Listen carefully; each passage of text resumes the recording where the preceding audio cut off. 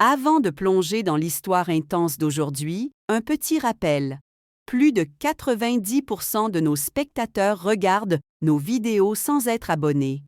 Si vous aimez ce genre de contenu, prenez une seconde pour vous abonner et activez la cloche pour ne rien rater. Et si vous trouvez cette histoire captivante, n'oubliez pas de liker la vidéo, ça nous aide énormément. Je m'appelle Élodie.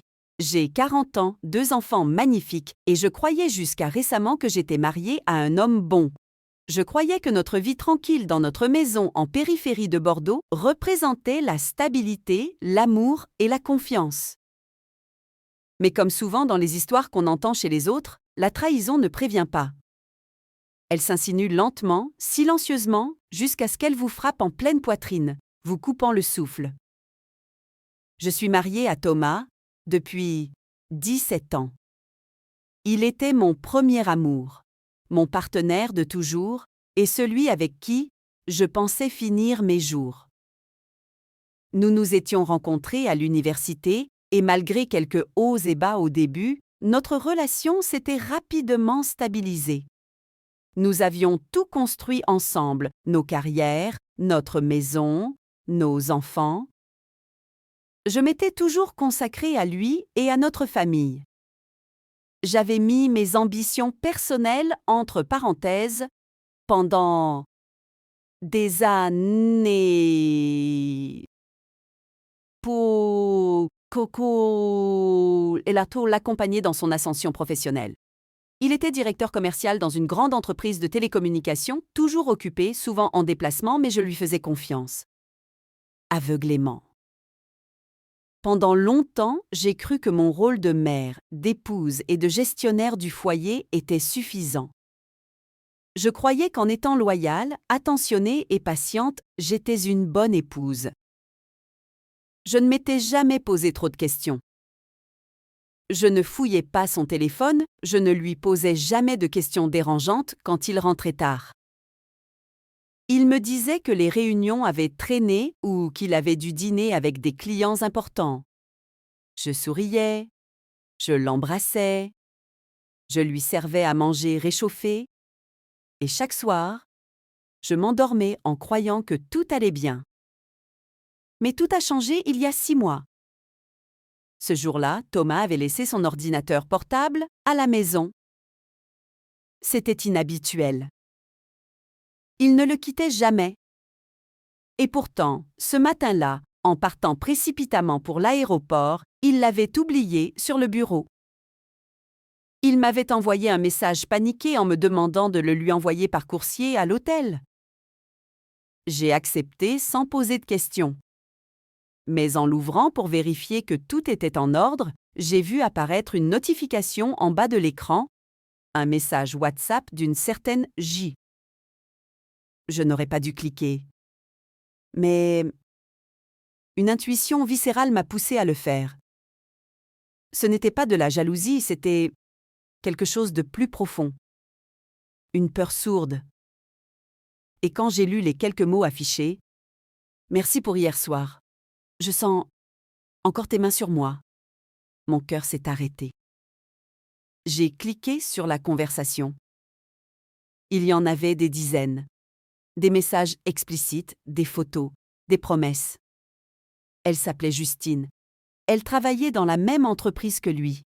Il l'appelait « mon oxygène »,« mon échappatoire »,« mon petit secret ». J'ai passé 2 heures à lire leur échange, chaque mot me poignardant un peu plus. Ce n'était pas juste une aventure d'un soir. C'était une relation installée, intime, constante. Ils parlaient de week-end ensemble, de se retrouver à l'étranger. Il lui promettait même qu'un jour, il quitterait tout pour elle. Ce jour-là, je n'ai pas pleuré. Je suis restée figée, paralysée. J'ai pris une grande respiration, j'ai refermé l'ordinateur, je l'ai emballé et je l'ai envoyé à son hôtel. Mais quelque chose en moi venait de mourir. Et autre chose venait de naître. Une détermination froide, tranchante, méthodique. Je n'allais pas me venger sur un coup de tête. Je n'allais pas crier, ni lui faire une scène. Non. Ce serait trop facile, trop rapide. Moi, je voulais qu'il ressente ce que j'avais ressenti. Je voulais qu'il comprenne la douleur du mensonge, la perte de confiance, l'humiliation silencieuse. Et surtout, je voulais qu'il perde ce qu'il croyait acquis. Je me suis d'abord tournée vers un avocat. Je voulais savoir quels étaient mes droits. Comment organiser un divorce sans qu'il ne se doute de rien. Il fallait que je sois discrète. Nous avions des comptes communs, une maison, des enfants. Je ne voulais rien risquer. Mon avocat m'a conseillé de rassembler des preuves. Alors, j'ai commencé à imprimer les messages, à faire des captures d'écran. Je les ai sauvegardés sur une clé USB, bien cachée dans un tiroir. En parallèle, j'ai commencé à jouer la comédie. Je continuais à lui préparer ses plats préférés, à lui poser des questions sur ses journées. Je riais même à ses blagues, comme si de rien n'était. Et lui, idiotement, continuait son petit manège, pensant que je n'avais rien vu. Il devenait même plus affectueux, peut-être pour se déculpabiliser. Il m'offrait des fleurs, me proposait de partir en week-end, comme si son hypocrisie pouvait effacer sa trahison. Mais moi, dans l'ombre, je préparais tout. Je suis allée voir Justine. Je l'ai rencontrée dans un café sans qu'elle sache qui j'étais. J'ai prétendu être une cliente intéressée par une offre de téléphonie professionnelle. Elle était commerciale, comme lui. Pendant que je lui parlais, je l'observais. Son rire forcé, ses regards vides. Et je me suis demandé, c'est pour ça qu'il est prêt à tout gâcher? Pour une femme aussi banale, aussi superficielle? J'ai ressenti un mélange de dégoût et de soulagement. Elle n'était rien à côté de moi. Et je savais que bientôt, elle le découvrirait elle aussi. Puis j'ai commencé à m'intéresser à sa carrière. Thomas avait toujours été obsédé par sa réputation. Il se vantait d'être irréprochable, respecté de tous. Alors, j'ai contacté un ancien collègue à lui, aujourd'hui dans la direction, en lui envoyant anonymement certains échanges entre Thomas et Justine, depuis une adresse mail créée pour l'occasion. Je savais que leur entreprise avait une politique stricte sur les relations non déclarées entre collègues, surtout quand elles impliquent un rapport hiérarchique, ce qui était leur cas. Quelques semaines plus tard, une enquête interne était lancée. Thomas n'en parlait pas à la maison, bien sûr, mais je le voyais nerveux, tendu. Il passait des coups de fil en chuchotant, il rentrait plus tard encore. Et moi, chaque soir, je souriais doucement, en silence. Je savais que mon plan avançait. Et ce n'était que le début. La tension montait à la maison. Thomas, habituellement sûr de lui, affichait un visage fermé, inquiet. Il passait plus de temps sur son téléphone, fermait son ordinateur dès que j'entrais dans la pièce, et il avait cessé de me poser des questions sur ma journée. Un jour, je l'ai même surpris en train de me fixer alors que je préparais le dîner, comme s'il se demandait si j'avais deviné quelque chose. Mais il n'osait pas m'épicer et il n'ose pas me poser la question. J'avais appris à maîtriser l'art du silence. Je devenais une actrice redoutable. Je parlais avec douceur, je riais aux blagues des enfants, et je ne manquais jamais de lui souhaiter une bonne journée avec un sourire tendre. Il ne se doutait pas que derrière ce calme apparent, j'avais déjà fait tomber la première pierre de l'édifice de sa vie. Quelques jours après l'ouverture de l'enquête interne dans son entreprise, j'ai reçu un appel de l'école. Notre fils avait eu une altercation avec un camarade. En allant le chercher, j'ai ressenti une rage froide. Thomas s'amusait à vivre sa double vie, pendant que moi, je portais tout le poids de la maison, des enfants, des imprévus, sans jamais me plaindre.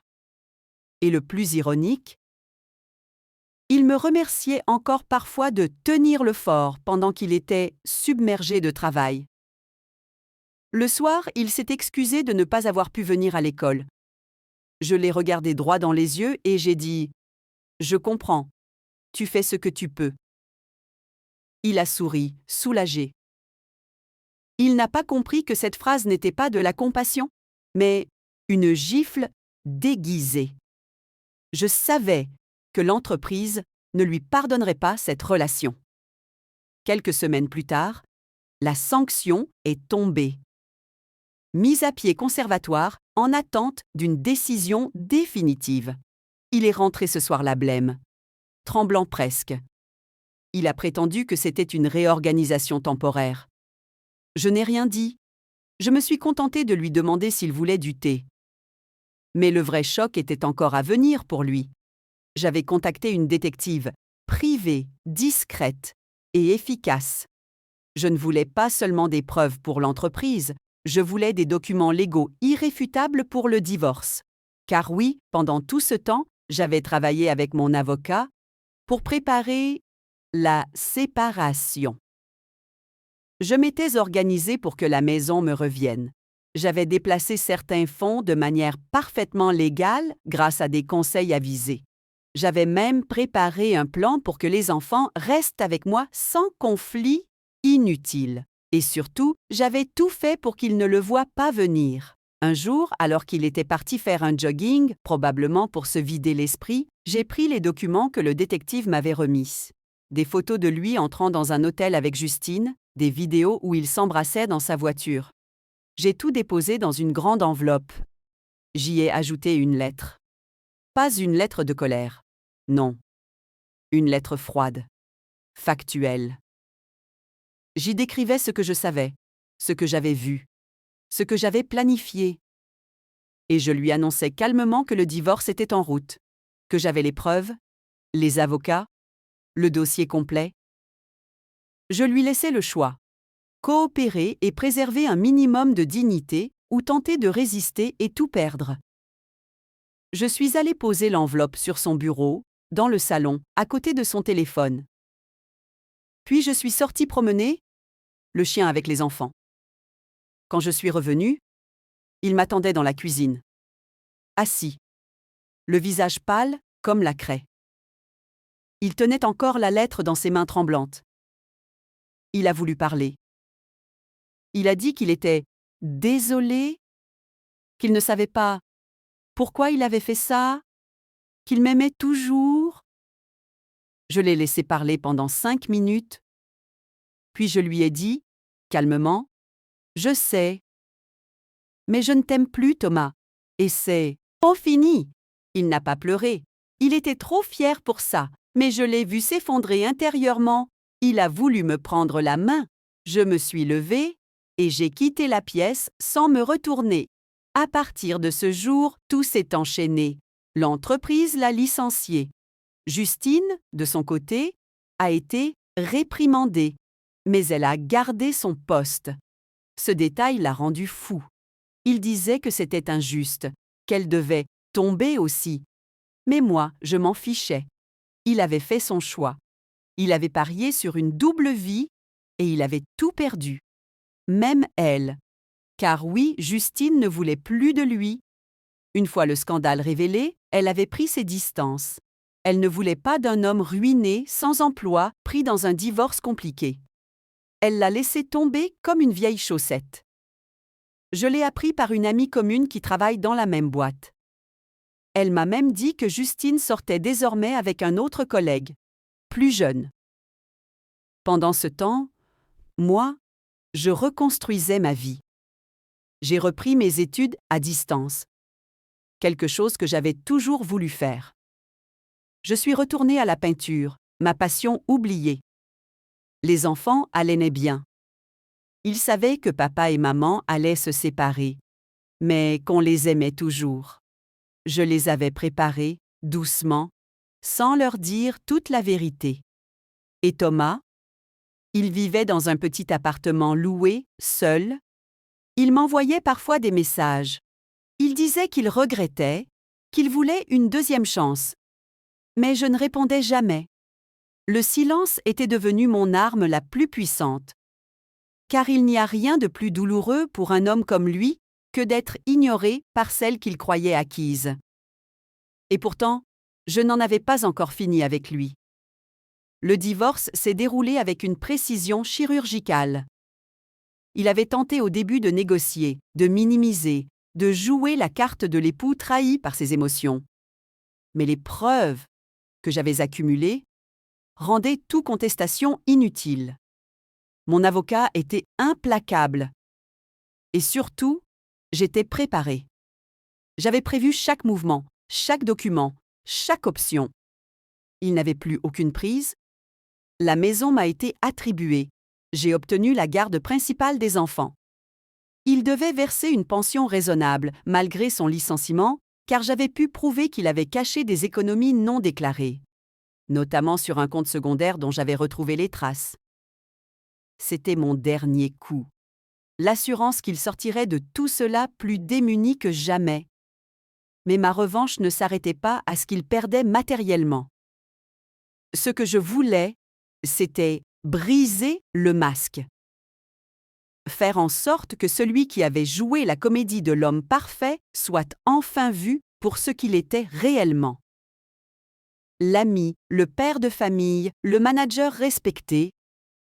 Je voulais que tous ceux qui l'avaient adulé comprennent à quel point il avait trahi non seulement sa femme, mais tous les principes qu'il prétendait incarner. Un soir, j'ai publié une lettre ouverte, anonymement mais suffisamment claire, pour que ceux qui le connaissaient sachent de qui il s'agissait. Je l'ai envoyé à un forum local, très suivi par les professionnels de sa branche, un espace de témoignage et de réflexion sur les comportements éthiques en entreprise. J'y ai décrit mon histoire, factuellement, sans insulte ni haine. Juste la vérité crue, un homme ayant tout sacrifié pour une aventure illusoire, pensant qu'il pourrait tout contrôler. Je n'ai jamais mentionné son nom, mais les détails étaient suffisants pour qu'on fasse le lien. Les retours ont été immédiats. Des anciens collègues m'ont écrit, des amis à lui aussi. Certains m'ont soutenu, d'autres étaient simplement choqués. Le plus important, c'est que sa réputation, bâtie sur une façade impeccable, s'est écroulée comme un château de cartes. Mais malgré tout, je ne ressentais pas la joie à laquelle je m'attendais. Pas une victoire éclatante, pas un cri de triomphe.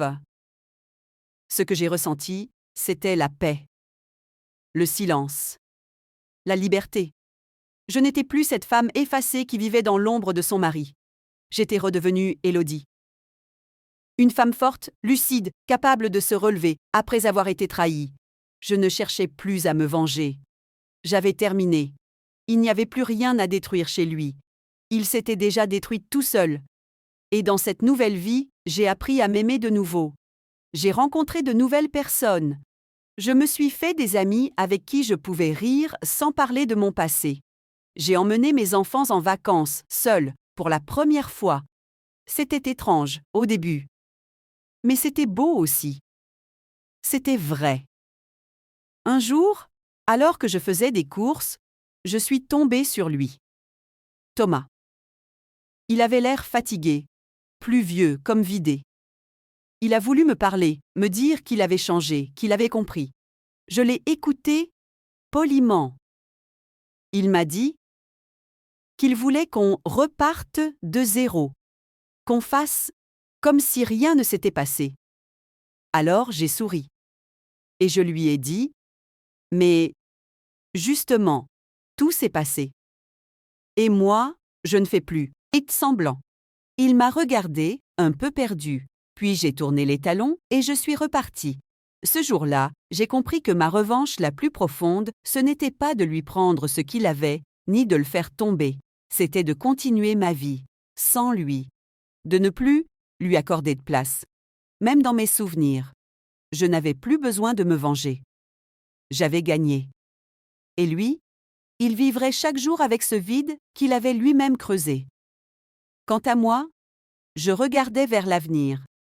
Et je savais que jamais plus je ne laisserais quelqu'un me voler ma lumière, Financial.